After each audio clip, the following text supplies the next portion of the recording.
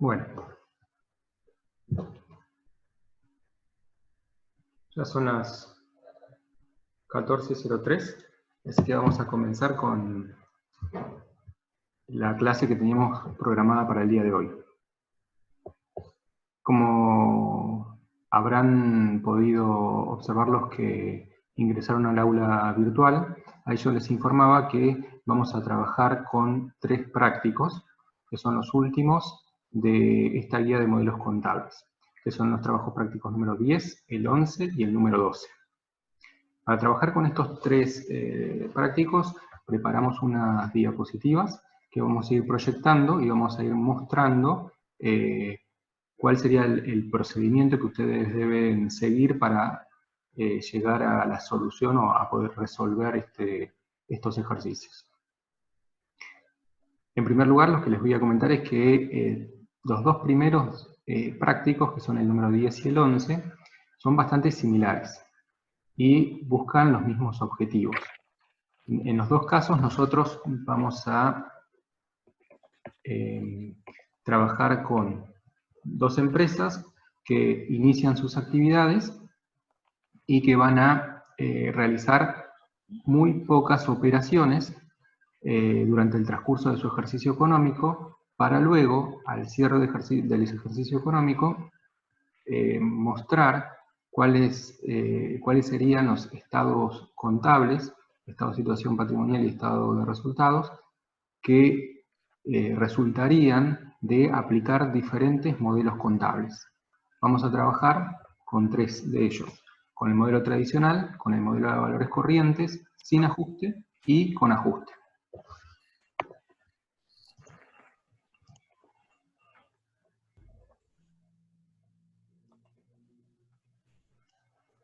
Bueno, acá hay algunos comentarios que dicen que no pueden escuchar. Y agradezco a David por indicarle a Pablo de qué manera tiene que activar el audio. No sé si Pablo pudo activar el audio.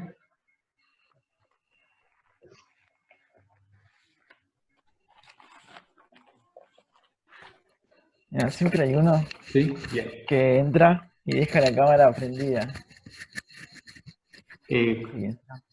¿Cómo? Repetime, por favor. ¿Sí? Te escucho. Creo que no me ven. La idea es que todos tienen que tener los micrófonos desactivados y el video también. ¿Sí? Esa es la pauta en estas clases.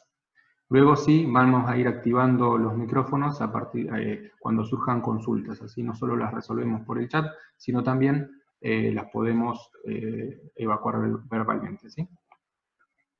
Pero sí, les pido a todos los que aún tienen la cámara activada que por favor la desactiven.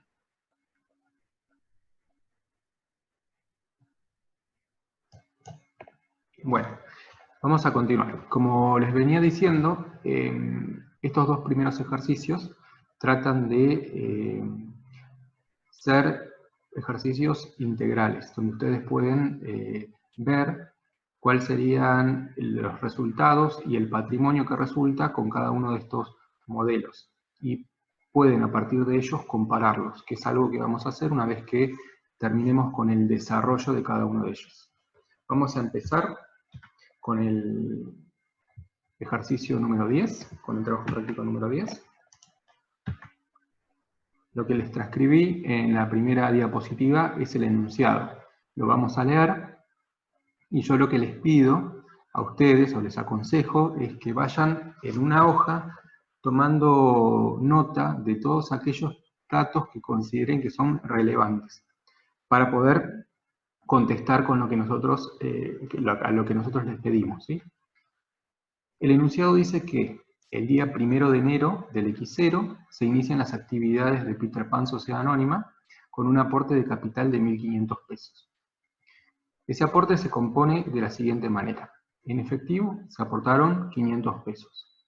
800 pesos corresponden al aporte de 800 dólares al tipo de cambio 1 peso, 1 dólar. Mercaderías, se aportaron 50 unidades a 8 pesos cada una, que totalizan 400 pesos.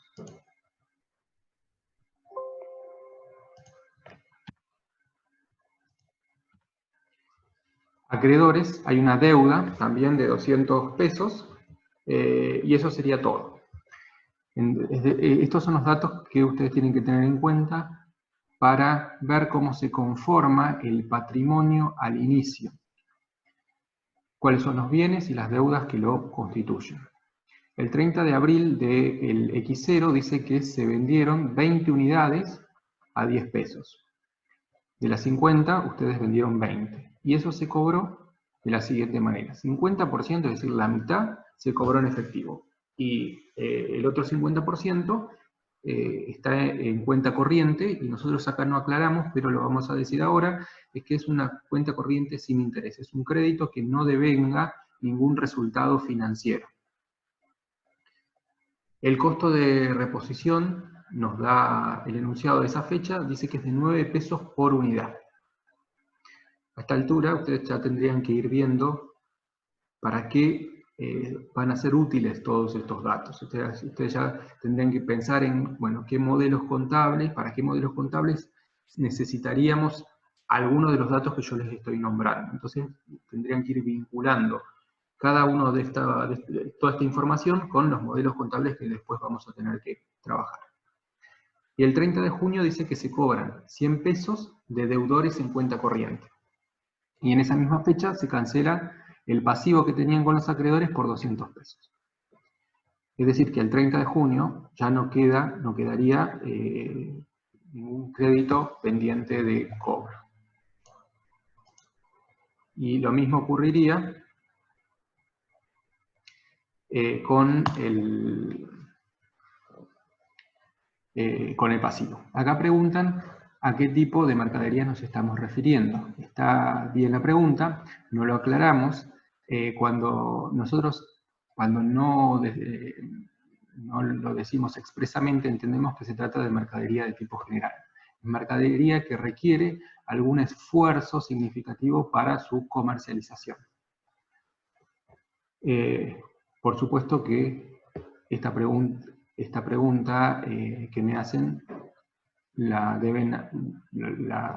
refieren, dado que estimo que ya empezaron a vincular los datos y a pensar en qué necesito para hacer la medición contable en cada uno de los modelos. Está muy bien la pregunta. El 30 de junio les decía que se había cobrado y pagado, ¿sí? Se cobró el crédito y se pagó la deuda. Y por último tenemos la información al 31 de diciembre, que es la fecha en la que cierra su primer ejercicio económico. ¿Qué información tenemos?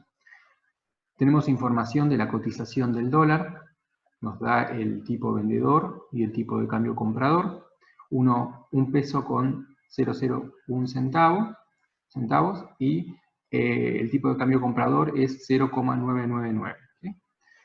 El costo de reposición de la mercadería es de 9 pesos por unidad, luego nos da el precio de venta, que es de 11 pesos, y los gastos directos de venta de 0,50 o 50 centavos por cada unidad. El último dato que tenemos se refiere a los índices de precios, de enero, abril, junio y diciembre. Nosotros les recomendamos que todos estos datos que tienen que ver con las operaciones realizadas en el transcurso del ejercicio económico, ustedes los organicen en una línea de tiempo, de manera tal que esto les permita establecer cronológicamente cuáles han sido los hechos, las operaciones y los sucesos, y además puedan en cada una de esas fechas ordenar y destacar cuáles son los datos o la información relevante para poder después efectuar las registraciones contables y las tareas de cierre. Entonces, lo que vamos a ver a continuación es la construcción de una secuencia de hechos, ¿sí? Yo lo llamé acá cronología de sucesos, ¿sí?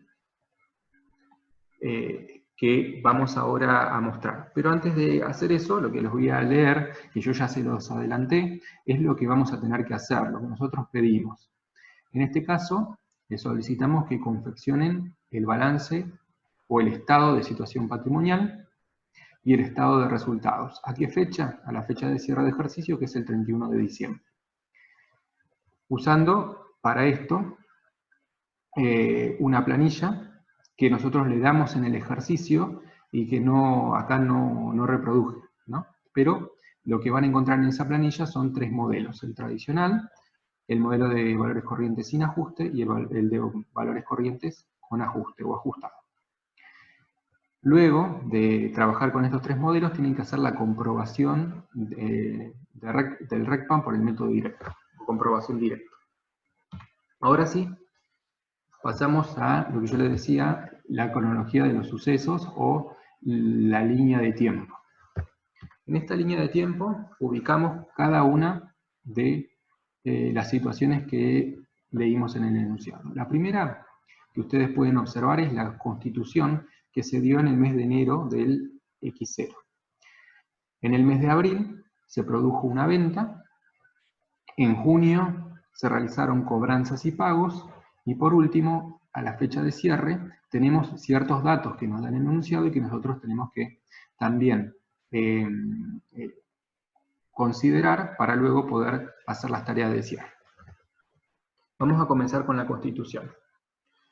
Acá lo que hice es resumirle los datos que nos da el enunciado para saber cómo estaba compuesto al inicio del ejercicio, o mejor dicho, cómo se realizó el aporte y cómo quedó constituida esa sociedad, qué bienes y qué derechos y deudas tenían al inicio.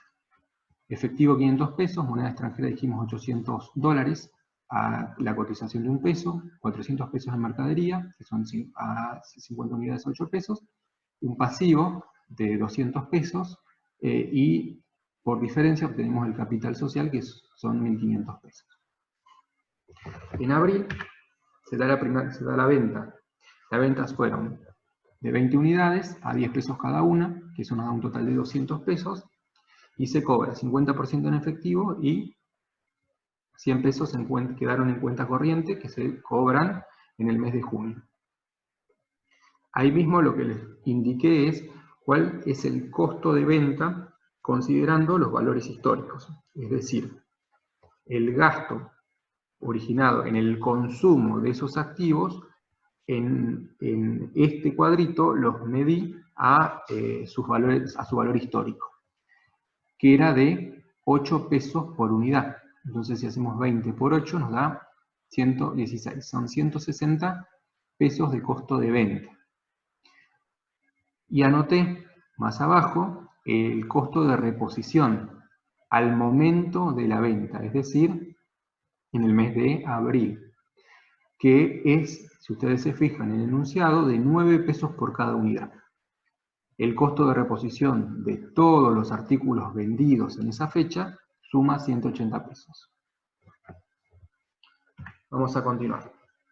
En el mes de junio se da la cobranza del 50% de la venta de abril, ¿sí? Que son 100 pesos. Y se paga, o se cancela, la deuda con los acreedores por 200 pesos. Por último, ubicamos en el mes de diciembre, que es la fecha de cierre del ejercicio, los datos que son relevantes para trabajar con cada uno de los modelos. Tipos de cambio, comprador y vendedor, costo de reposición de las mercaderías. Estos 9 pesos es el costo de reposición al cierre, ¿sí? Al 31 de diciembre del X0, que en este caso coincide con el costo de reposición en el mes de abril, es decir, entre abril y diciembre, el precio podemos suponer que se mantuvo estable. Esto es solo una coincidencia. Van a ver que en otros ejercicios, sobre todo en el primero que lo van a ver es en el ejercicio número 11, esto no es así. En este caso sí, el costo de reposición continúa siendo 9 pesos. También les damos el precio de venta y los gastos directos de venta. Y los índices de precio que figuran a la derecha. Esta línea de tiempo, este cuadro, les sirve para sistematizar, ¿sí?, toda la información y procurar no olvidarse de ningún dato que sea importante. Lo que voy a hacer a continuación es registrar contablemente cada una de estas operaciones, estos hechos. Entonces vamos a ver en la siguiente diapositiva el registro contable de la constitución de esta sociedad anónima que se produjo en el mes de enero del X0. Acá lo que hago es simplemente traer el cuadrito con los datos de la diapositiva anterior para tenerlo como base para confeccionar el asiento. Esto ustedes ya lo saben hacer. De hecho, en Contabilidad 1 trabajan con la constitución de diferentes tipos societarios. En este caso es una sociedad anónima. Usé la cuenta capital social para simplificar, porque no es el objeto de este ejercicio ver qué cuenta específica tenemos que usar para la constitución de cada sociedad. Usted ya sabe que en este caso sería acciones en circulación, la cuenta que tendrían que acreditar. Acá usamos capital social. El asiento queda de la siguiente manera. Tenemos efectivo en caja por 500 pesos, moneda extranjera son 800 dólares, a tipo de cambio 1 peso por cada dólar, son 800 pesos, mercadería de reventa son los 400 pesos del aporte de las 50 unidades, acreedores varios 200 pesos y capital social 1.500 pesos. Luego tenemos que registrar la venta y el costo de venta en el mes de abril. Nuevamente traigo los datos resumidos para presentar a continuación los asientos contables. Tanto de la venta, que es el primero que ustedes pueden observar, caja, deudores por venta, contraventas, 100 pesos los primeros dos, y ventas por 200 pesos, y el costo de mercaderías vendidas, ya lo habíamos calculado, ya sabíamos que habíamos vendido 20 unidades, y cada una de esas, su valor de incorporación al patrimonio fue de 8 pesos por unidad. Entonces lo registramos a valores históricos. Nosotros trabajamos todo de esta manera para luego, al cierre del ejercicio, realizar los ajustes que nosotros consideramos pertinentes de acuerdo con el modelo contable con el que estemos trabajando. Vamos a continuar con las registraciones. Ahora nos toca registrar las cobranzas y los pagos. Tenemos que registrar que cobramos la deuda en cuenta corriente, son 100 pesos, contra caja, y luego que realizamos el pago cancelamos el pasivo por 200 pesos, también en efectivo. Fíjense que fueron muy pocas las operaciones que nosotros tuvimos en el ejercicio.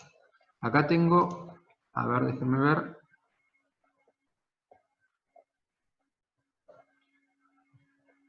Denme un segundo, me están pidiendo silenciar un micrófono.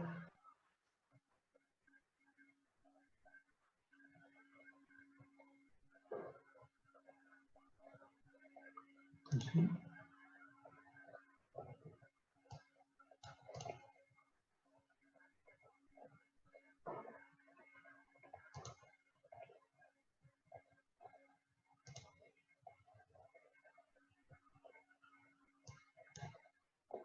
Bueno, ahora tendrían que estar todos silenciados. Sí, perfecto. Bueno, vamos a continuar entonces. Lo que ustedes tendrían que hacer, si quieren ir armando un procedimiento, podría resultar ser el siguiente. Comiencen ordenando los datos en la línea de tiempo, efectúen las registraciones contables y a continuación mayoricen, que es lo que les voy a mostrar. El libro mayor donde vamos a registrar, vamos a sentar todos los movimientos que tuvieron cada una de las partidas. Y de esta manera, lo que vamos a obtener es el saldo de cada una de esas cuentas a la fecha de cierre del ejercicio económico. Si ustedes hacen el trabajo de mayorizar, van a encontrar los siguientes saldos. Caja tiene un saldo de 500 pesos, al cierre, moneda extranjera 800, mercadería 240, porque teníamos el aporte de 400 y el costo de venta de 160, deudores por venta quedó saldada, al igual que acreedores varios, capital social tiene saldo acreedor de 1.500 pesos, ahí se los marqué en rojo. Acá como trabajo con una sola columna para el saldo, cuando está negativo significa que el saldo es acreedor. También el saldo es acreedor en la cuenta ventas, fíjense que son 200 pesos. Y el costo de mercaderías vendidas refleja también el consumo de esas mercaderías a sus valores históricos. Todos los valores que presentamos acá son o están expresados usando las mediciones originales, ¿sí? Los valores históricos de cada una de esas partidas.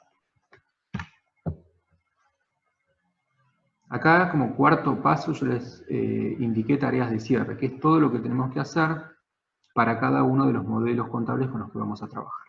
El primero con el que tenemos que trabajar es el modelo tradicional. Entre paréntesis, lo que hice es indicarles cuáles son las opciones que para cada uno de los parámetros que define el modelo vamos a emplear. Emplea este modelo, ¿no? Capital financiero, valores históricos y moneda nominal. Nosotros ya repasamos qué significa cada uno de esos, qué entendemos por capital financiero, cuándo trabajamos con valores históricos y qué significa usar la moneda nominal. Cualquier duda, por supuesto, tienen el chat como para preguntar y lo aclaramos, ¿sí? Pero vamos a comenzar a trabajar con cada una de las partidas en este modelo tradicional. Moneda extranjera, bueno, caja, les indiqué el saldo para no olvidarnos de ella. 500 pesos representa el valor nominal, ¿sí? de esa partida. Moneda extranjera son 800 dólares. Es siempre importante que ustedes tengan en cuenta qué es lo que representa la partida que estoy midiendo. En este caso son dólares, son 800 dólares. ¿Cuál es el criterio que debo emplear para hacer la medición de todas estas partidas en el modelo tradicional? En este caso, todo se va a medir a sus valores históricos. La moneda extranjera va a tener como criterio primario de medición el costo de incorporación al activo, que fueron de 800 pesos. Si bien esa es la medición que nosotros tenemos que mostrar en el estado de situación patrimonial, no debemos olvidar de realizar la comparación con el valor con el valor límite. El valor límite en este modelo, ¿sí? En una clase presencial les preguntaría cuál es, y ustedes tendrían que contestarme, ¿sí? Si quieren, por supuesto. La respuesta esperada es que el valor límite sería el menor entre, ¿qué cosas? El costo o el valor de mercado. De manera que nosotros formulamos una regla, llamamos regla de valor límite, por la cual comparamos, ¿sí? En realidad limitamos, vamos a decir, o topeamos, o impedimos mostrar esta partida en el estado de situación patrimonial por un importe superior a el valor que resulte entre,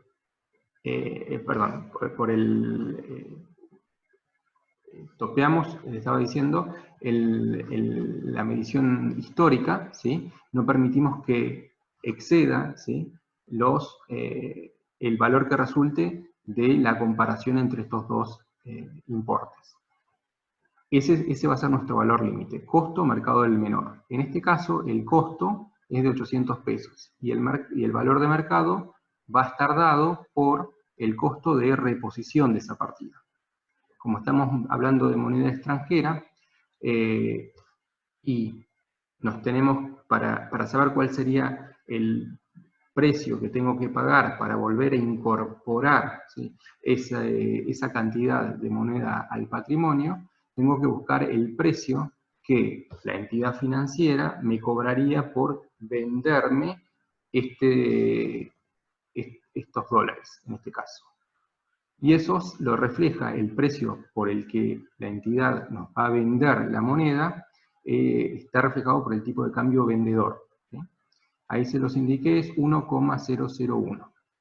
Ese es nuestro costo de reposición. De los dos tenemos que tomar el menor. Entonces tomamos costo o mercado, el menor de los dos. El menor de los dos es 800. Nosotros no podríamos mostrar esta partida por un importe superior a 800 pesos. Con lo cual, si hacemos las cuentas y ese valor, en lugar de ser 800 pesos, fuese 790, nosotros lo que hacemos es limitamos la medición histórica a 790. ¿Sí? Aplicamos un tope a la medición. Medimos a su valor histórico, pero limitado, ¿sí?, a 790, y registramos una pérdida por desvalorización. En este caso no la tenemos, con lo cual no tenemos que registrar nada debido a que no existe una desvalorización.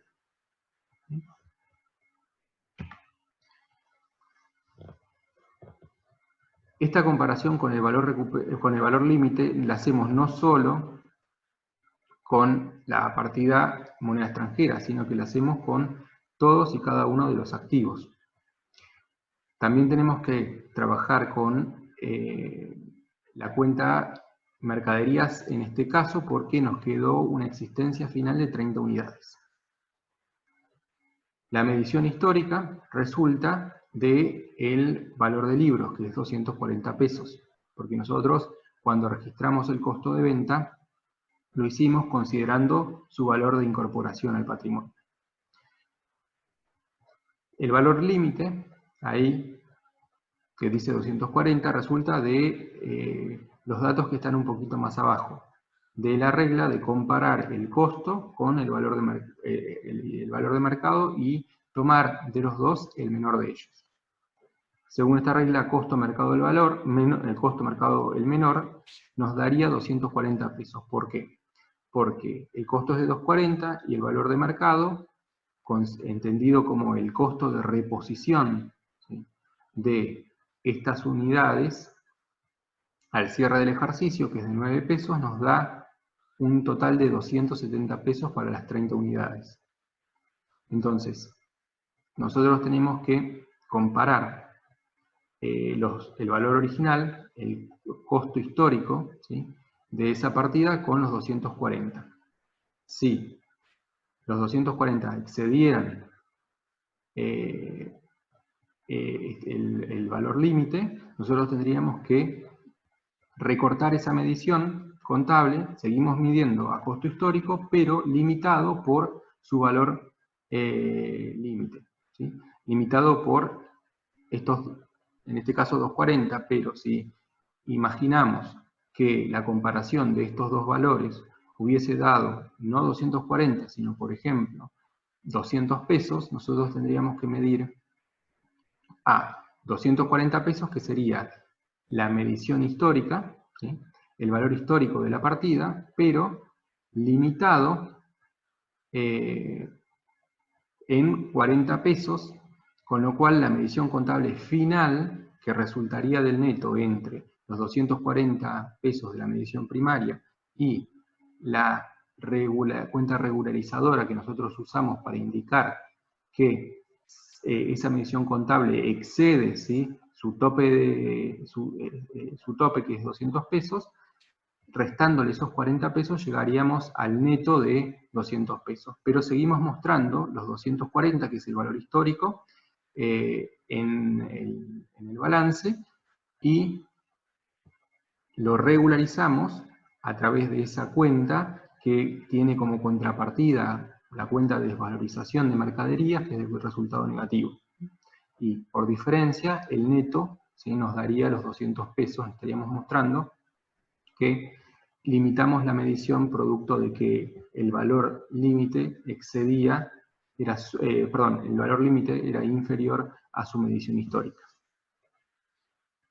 El resto de las partidas, ¿sí?, en este caso, como trabajamos con moneda nominal, debemos solo considerar su saldo, que es capital social. Ahí están haciendo una consulta. Vamos a ver, antes de continuar. Bien. Vamos a volver a lo del valor límite. El hecho de considerar un valor límite tiene por finalidad que los activos no queden sobrevaluados. Para eso nosotros tenemos que definir algún criterio que nos dé una referencia para que ese activo, o ese activo, y digo también bien ese pasivo, porque en el caso de los pasivos sería al revés, la idea sería que no queden subvaluados, ¿no? Pero volviendo a los activos, por ejemplo las mercaderías, la idea es que esos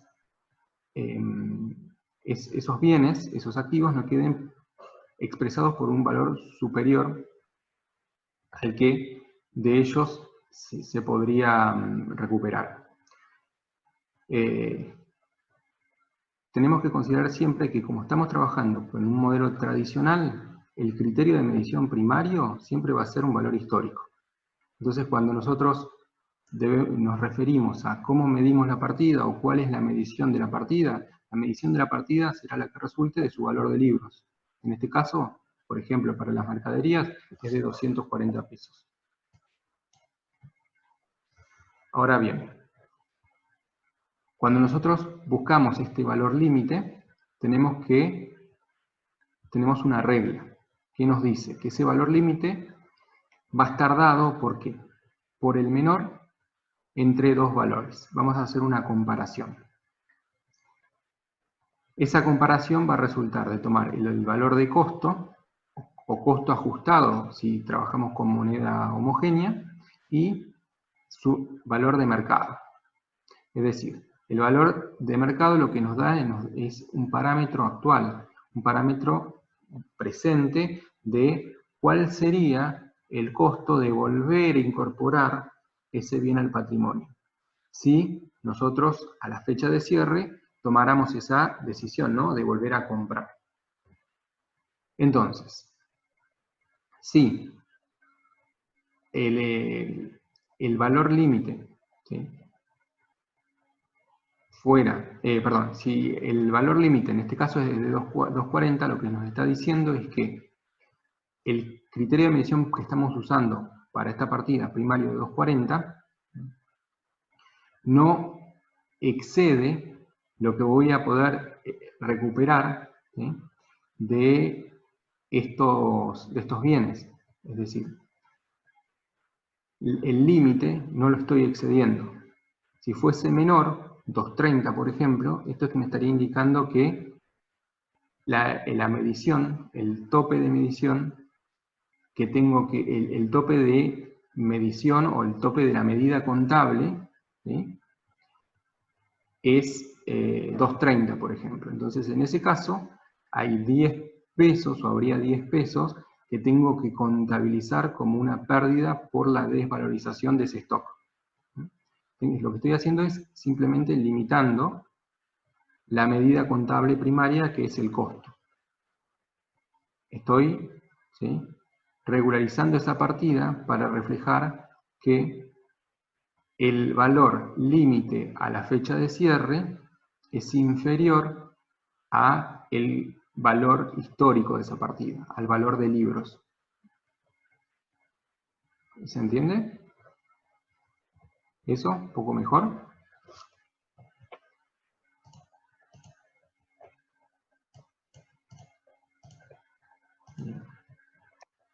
Bueno, yo lo que les decía es que tenemos otras partidas, que en este caso no vamos a trabajar, que es el capital social y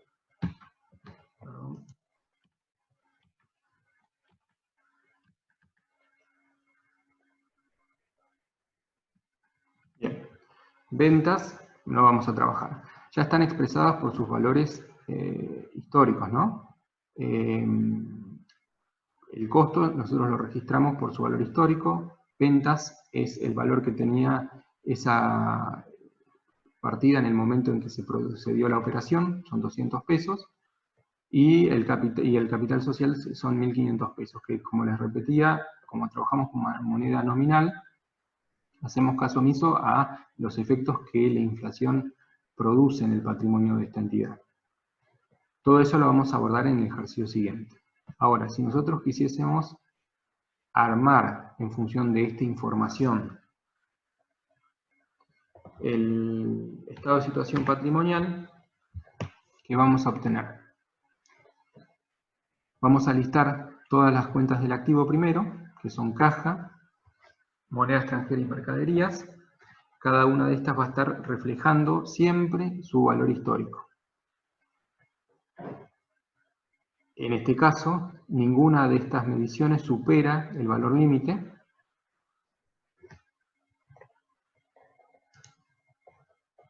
Ninguna, como les decía, supera el valor límite, por lo tanto, no regularizamos ninguna de estas partidas. El total del activo son 1.540 pesos y es la suma de caja, moneda extranjera y mercaderías. El capital son 1.500 pesos y el resultado del ejercicio vamos a ver de dónde sale. Se obtiene, si ustedes ven a la derecha el estado de resultados, por diferencia entre los ingresos por venta, que se suman 200 pesos, y el costo de venta de 160 pesos. Ese resultado bruto termina siendo el resultado neto porque no hay ningún otro gasto, ¿sí? ni tampoco tenemos otro ingreso que considerar. No hubo ninguna otra operación ni ningún hecho que nos habilite a reconocer este modelo contable. También podrían haber obtenido por diferencia el resultado. Si nosotros restamos el total del activo 1.540 pesos, el capital excluido del resultado del el patrimonio neto constituido en este caso solo por capital, excluyendo el resultado del ejercicio, que es el que queremos conocer, hubiésemos obtenido una diferencia de 40 pesos que indica que esa es la cuantía en la que varió el patrimonio entre el inicio del ejercicio y el cierre. Hasta el momento esto no tiene nada de novedoso respecto de lo que se veía en contabilidad 1. Ahora sí vamos a cambiar el modelo y vamos a ver cómo impactan el hecho de considerar otros elementos, mejor dicho, otros parámetros para la definición del modelo contable. Seguimos trabajando con capital financiero y con moneda nominal, pero ahora lo que vamos a hacer es usar valores corrientes para medir todos nuestros activos y pasivos. Así que bueno, ya podemos empezar. Fíjense que, bueno, caja la vamos a medir por su valor nominal, que son 500 pesos, moneda extranjera, ahí encontramos la primera diferencia. Los valores originales, los valores de libros de las partidas siguen siendo los mismos, 800 pesos, porque el tipo de cambio en el momento de efectuar el aporte era un peso, un dólar. El valor corriente acá va a estar dado por ¿qué? Por el, ¿qué sería? ¿Cuál tendríamos que usar? O qué tipo, qué clase, mejor dicho, de valores corrientes tendríamos que usar. Ustedes saben que tenemos valores corrientes de entrada y de salida. Entonces, el valor corriente que vamos a usar, o mejor dicho, el atributo que vamos a emplear para medir este activo, va a depender de las características de la partida, es decir, de cuál es su naturaleza, va a depender del mercado, ¿sí?, en el que el ente opera, ¿sí?, y va a depender también de cuál es la intención, ¿sí?, de la entidad con respecto a esa partida. Acá hacen una pregunta. A ver, dicen, y el costo de reposición se calcula siempre con la cantidad que quedó en existencia final. Esto creo que me están preguntando sobre el ejercicio anterior.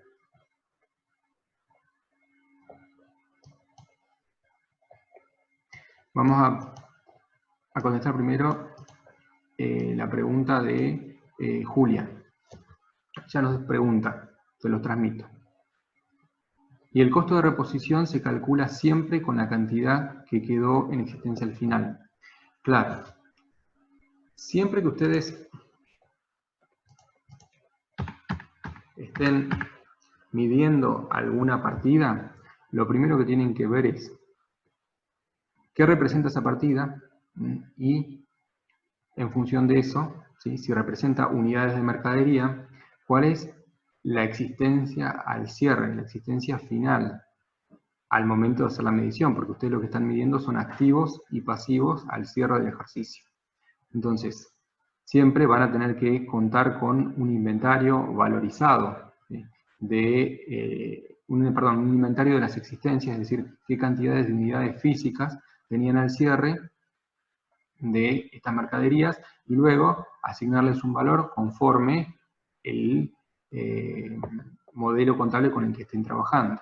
Lo mismo ocurre con la moneda extranjera. Nosotros siempre tenemos que preguntarnos qué representa el saldo de 800 pesos. Los 800 pesos en este caso representan 800 unidades de moneda extranjera, que en este caso son dólares. Son 800 dólares. Siempre tengo que ver al cierre qué es lo que estoy midiendo. Lo que estoy midiendo es lo que tengo en ese momento. Ahí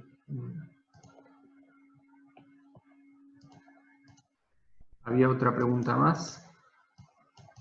El del comprador, porque las estás vendiendo a la entidad financiera. Así pensé en vender solamente.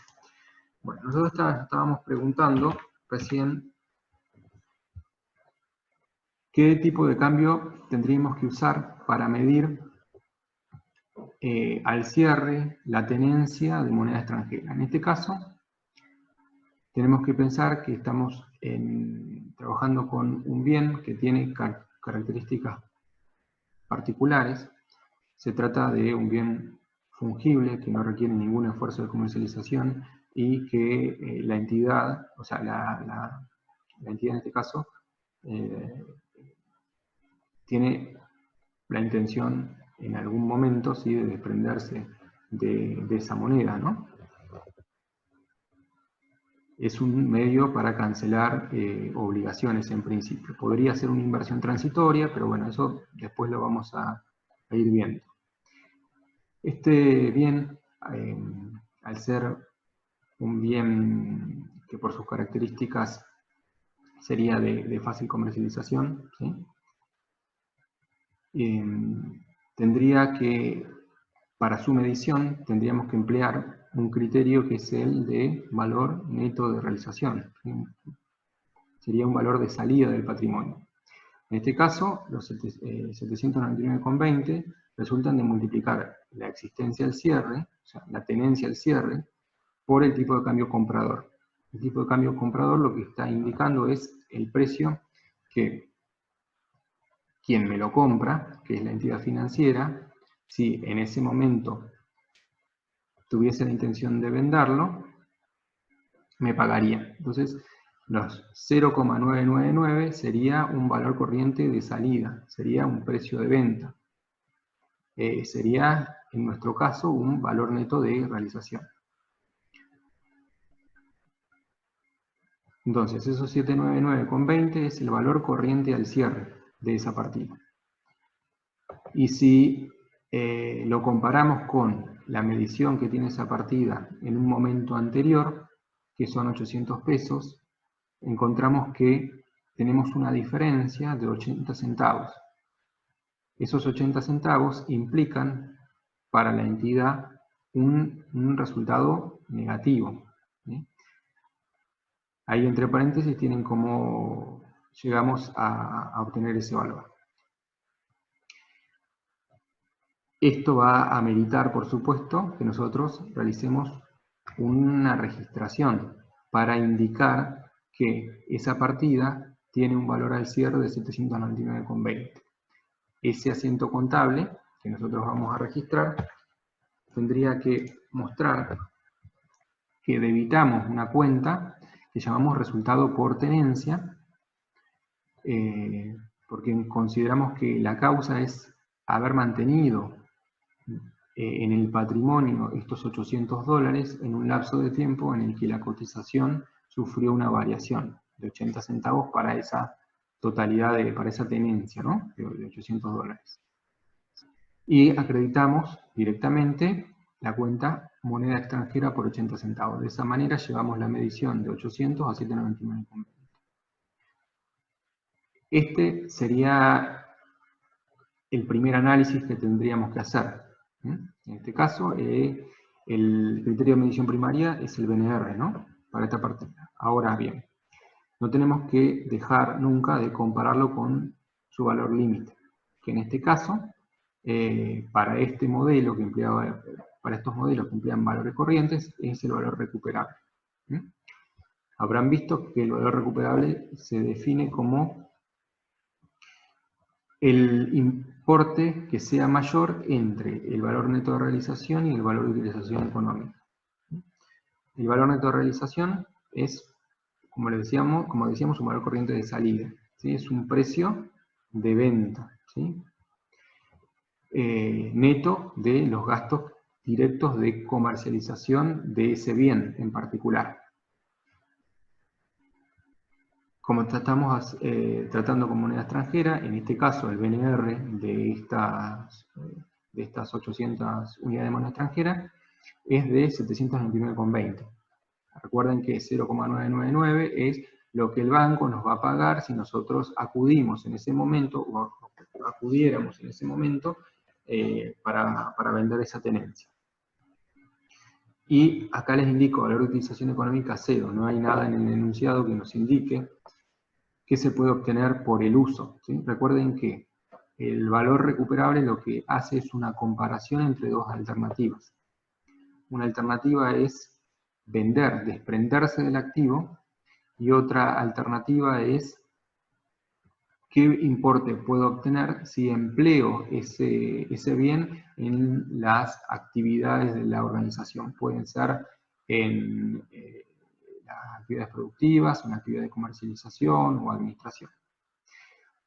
Entonces, el valor recuperable va a ser el valor, el mayor de los dos, que quiere decir que si tengo dos alternativas me voy a quedar con la que me dé mejor resultado, la que me dé un mayor rendimiento. Y este valor de utilización económica se calcula como un valor actual, ¿sí?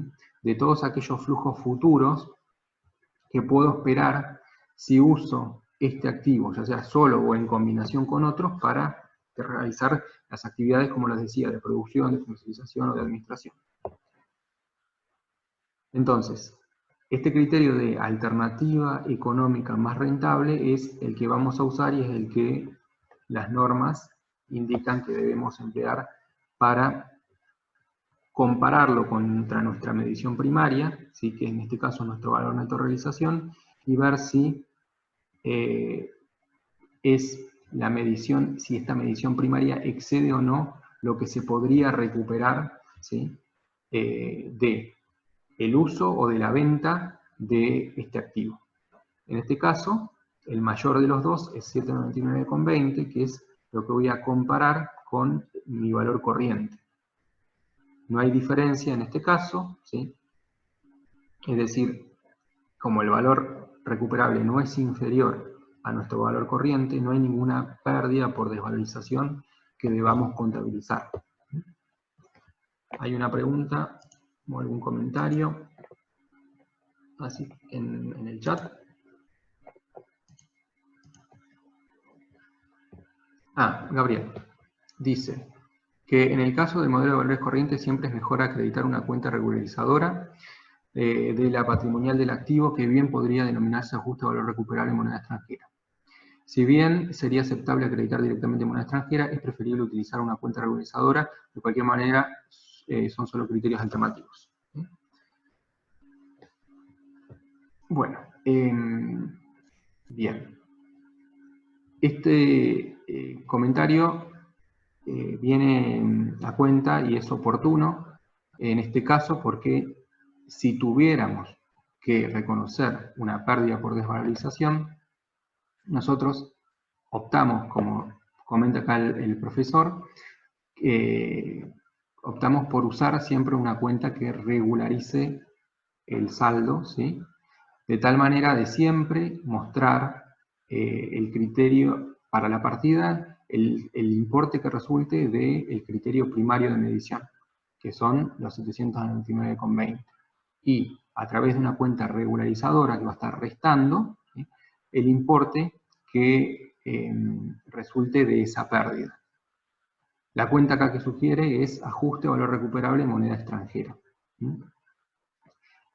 Es, de hecho, importante usarla porque si nosotros tendríamos que tener identificado la cuantía de esa pérdida, porque esa pérdida puede que se reverse en el futuro. Entonces, si nosotros tenemos que recuperar esa pérdida, tendríamos que llevar un registro detallado de su cuantía y de en qué oportunidad o momento se generó. En este caso, acá pregunta Darío si en este caso podemos usar esa cuenta. En este caso no tendríamos que registrar ninguna pérdida porque no existe. Pero vamos a suponer que el valor recuperable, en lugar de ser 799,20, hubiera sido 790 pesos con 20. En ese caso, nosotros comparamos los 799,20 con los 790,20 y vemos que el valor que podemos recuperar de esa partida supera su valor corriente. Con lo cual tenemos que limitar esa medida contable de 799,20 a 790,20. ¿Cómo lo hacemos? A través de esta cuenta regularizadora, que denominamos, como la llama el profesor, ajuste de valor recuperable en moneda extranjera. Como es una cuenta regularizadora de activo, ¿qué saldo va a tener? Tiene saldo acreedor. ¿Por cuánto la vamos a acreditar? Por 9 pesos. De manera tal que si nosotros mostramos la cuenta moneda extranjera por 799 pesos con 20 y le restamos a través de la cuenta regularizadora 9 pesos, el neto resultante va a ser de 790,20. Esa medición contable final, que no es la primaria, indica, ¿sí?, el importe que de esa partida estimamos se va a poder recuperar en el futuro. ¿Quedó más o menos contestada, Darío, esa pregunta? Igualmente lo vamos a ver más adelante con otros ejercicios, cuál es la mecánica de registración y cómo se tendría que mostrar o presentar esta situación en el estado, en el balance o estado de situación patrimonial.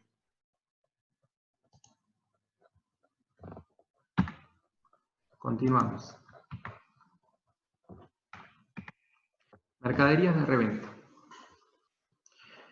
Bueno, en este caso, fíjense, el valor original o el valor de libros es de 240 pesos. ¿Qué representan estos 240 pesos? La existencia al cierre, la existencia al 31 de diciembre de mercaderías. Son 30 unidades. Son esas 30 unidades que están medidas, ¿sí?, a su valor de libros, que es un valor histórico y refleja el costo de incorporación al activo, cuando lo aportaron esas mercaderías los propietarios. Nosotros sabemos que en este caso tenemos que medir todos nuestros activos y pasivos a valores corrientes. El valor corriente, en este caso, para esta mercadería que dijimos que es de tipo general, es un valor corriente de entrada. es el costo de reposición. El costo de reposición, en general nosotros lo dividimos en costo de recompra o de reproducción, de acuerdo al tipo de bien que estemos midiendo. Si es un bien que nosotros comercializamos y que lo adquirimos en el mismo estado, ¿sí? Lo vendemos en el mismo estado en el que lo compramos, será un costo de recompra, así lo llamamos. Y si el bien es un producto, por ejemplo, industrial, que nosotros debemos elaborar, que resulta de la aplicación de cierta cantidad de trabajo a materias primas, es decir, que nosotros lo transformamos en un bien distinto mediante el empleo de materias primas y mano de obra, o en ese caso lo que tendríamos que determinar es cuál es el costo de reproducción, ¿sí? O de refabricación, ¿sí? de esos bienes de cambio. En este caso, aclaramos que son mercaderías de reventa. Igual, antes de contestar una pregunta y de perder...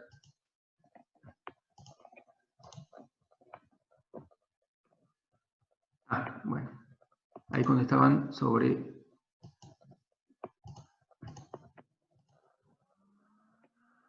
¿Continúan viendo mi pantalla?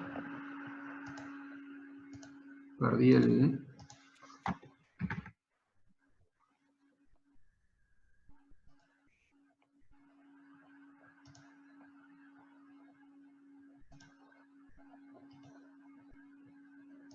Sin querer toqué algo y perdí la pantalla que me mostraba claramente cuando surgía algún comentario de alguno de ustedes. Estoy tratando de